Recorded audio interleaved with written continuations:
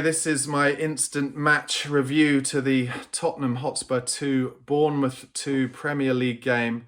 A point that leaves Spurs still in 13th position, 34 points, 4 points behind Brentford in 12th. I was talking all through the game about how I felt like this was end of days for Ange Postecoglou, and Tottenham were 2-0 down with maybe 20, 25 minutes to go, and I was incredibly sure that we're just seeing the last week in the life of Postecoglou as Tottenham manager.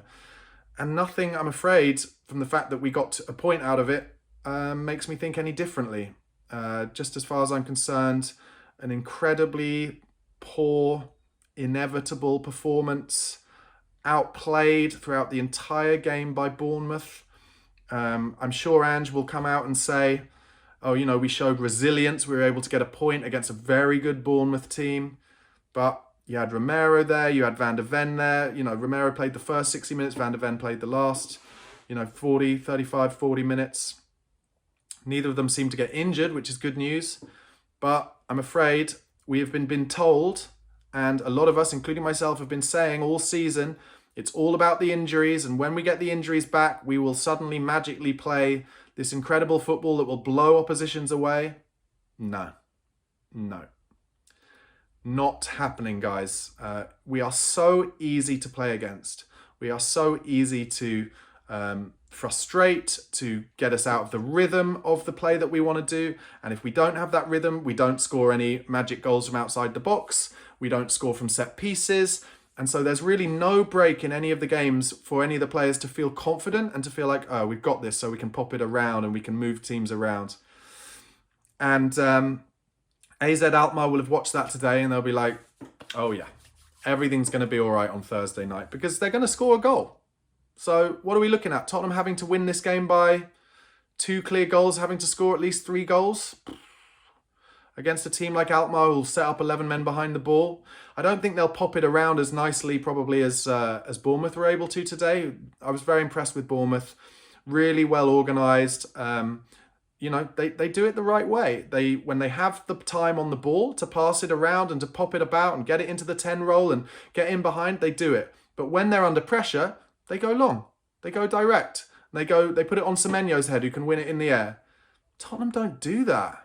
Tottenham just endlessly try and do the same thing, play into the opposition's hands. Talking about an opposition who will have trained all week, especially to counteract any kind of Ange ball, if you want to call it that anymore. And we only scored 2 goals because Pap Sarr kind of shanked one accidentally, which was a cross into the far corner. And then because Kepa is still a liability as a goalkeeper. Just the one good thing that happened in the game, really, in terms of the final third. One brilliantly weighted through ball from James Maddison that led to Sonny going round Kepa and Kepa idiotically diving at his feet and taking him out for a penalty. Good penalty from Son, was brave. But Tottenham not at the races today. And look, I'm desperately hoping that somehow some magic happens on Thursday night that will play us back into form and confidence, but they are shot to pieces, that lot. I'm sorry. And of course they're shot to pieces. They're 13th in the league. A club who should be, in a team who arguably should be fighting for Europe. And I was saying it actually throughout the game, certainly just before Pat Matar scored the first goal. I was saying, would there be any temptation, do you think, in Daniel Levy sacking Ange Postecoglou before Thursday night and saying to Matty Wells, get us shaped up in a formation and in a style that will mean we're not going to concede so many chances? Because today, my God, how many chances did Bournemouth have to just get in down the sides, get into the box? Vicario had to make endless saves. Tottenham didn't make any chances like that because Bournemouth always had their back 4 in place. And when Spurs got it wide, Bournemouth always had their wide midfielders helping their fullbacks as well.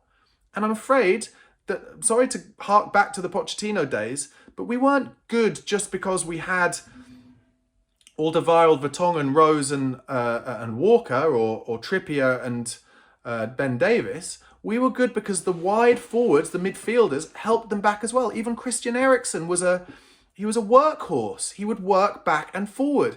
And you saw it time and time again today. The wide forwards aren't expected to help their fullbacks. They're just not. And therefore, opposition teams are just like, well, just get it out wide. You're one-on-one. You can play it inside for a pass and get the return. Or the fullback can double up on them. It's so obvious and it's so easy, and it's been a year and a half now. You can't defend it. I don't know how anyone can defend it. The naivety. And again, I'll say something I've been saying time and time again, but it is, I loved watching Marcelo Bielsa at Leeds. I loved watching them. They were so fun going forward. But in the end, even the Leeds fans who just held him up like a god were like, you can't do this in the Premier League. It's embarrassing. And he lost his job. And I'm afraid the same is going to happen to Ange Postecoglou, and I think it'll happen on Friday. I hope I'm wrong. I'd love it to work for him. I'd love the missing link to be that maybe on Thursday, Romero and Van de Ven will get the chance to play together for the first time since that Chelsea game, and it'll be magic. But we've just played Solanke for 96 minutes there, his first game back. He's going to be exhausted on Thursday. And he did bring us some play in the final third that we've been missing, his ability to hold it up. We've been seriously missing that, but I don't know. I don't see Thursday being anything other than just a terrible disappointment, and then not literal physical riots, but, you know, there was a lot of booing in the stadium today, and there will be massive booing on Thursday night when we go out of the Europa League last 16 to AZ Alkmaar. A team who I think are like 13 or 14 points off the top in the Dutch Eredivisie, a league where, you know, two of their teams were beaten in the Champions League heavily last season. Once by one of them, PSV, by Arsenal, 7-1 away from home. So, look, it is an ugly state of affairs, and I'm sorry. I'd love to be more positive. Like, it really shows how apathetic I am about this project right now. I'm afraid that even when Sonny equalised, I didn't celebrate. I didn't feel even that relieved. I just felt embarrassed. It was embarrassing for me today, being played off the park at our own stadium by Bournemouth. Lovely club. They do it right. They've got a good manager. It was a good audition for Iraola today. But we shouldn't be being played off the park by them. And I said it during the watch along. I'll say it again now. I don't think that the players don't like Ange or that they're not playing for Ange. I think that they don't really understand why they're being asked to give up so many chances all the time. I don't think they really understand why they have to play in a system that concedes so many goals. And I think that probably costs them maybe 10% of their work rate and desire in every game. You could tell it again for the second time this week, playing against an opposition who just had more desire than Spurs did. More trust in their own system, more trust in their own ability. Just knowing that they could make Spurs do their little pressy runs and then just pop it around them. It was over and over and over. Not many positives. I'll do kind of player ratings, I guess. Vicario, I have to give him an 8.5, 9. Saved us, absolutely saved us. Porro, 6. Romero, we should have been 3-0 down in the first 5 minutes because of mistakes Romero made. So even though he played some good passes in between the lines, I'm just going to have to say 5 for Romero. Danso tried hard, got caught under the ball a few times where he let it bounce where he shouldn't have done. But he's a worker and I like him. I'll give him a 6.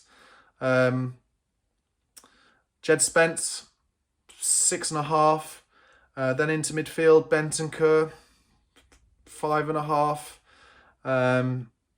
Who else did he start in midfield? Sarr, I thought, did okay. I think Sarr got his body about and he adds legs, obviously. 6.5 for Sarr. Bissouma, hooked again at halftime. How many times has he been hooked at halftime in a row when he started matches for Spurs? 4 for Bissouma. Johnson hooked, 5. Solanke worked hard, 6. Odebear worked hard, 6. And then players coming on. Maddison just for that through ball, give him 6.5. Sonny dinked the penalty down the middle, hit the post, I'll give him 6.5. Van de Ven, you know, his first game, 6.5. And apologies for anyone else I've forgotten. But, you know, as you can probably tell in the tone of my voice, just, it's the inevitability of it all at the moment. How many games have we lost at home today, this season? I don't know, so many, more than ever, or equal as many as ever. And we only got a result today because of a shank off Sarr's foot and a bit of madness from Kepa Arrizabalaga. So, I take no joy in that result. I take no joy in that performance. I think we are a shambles.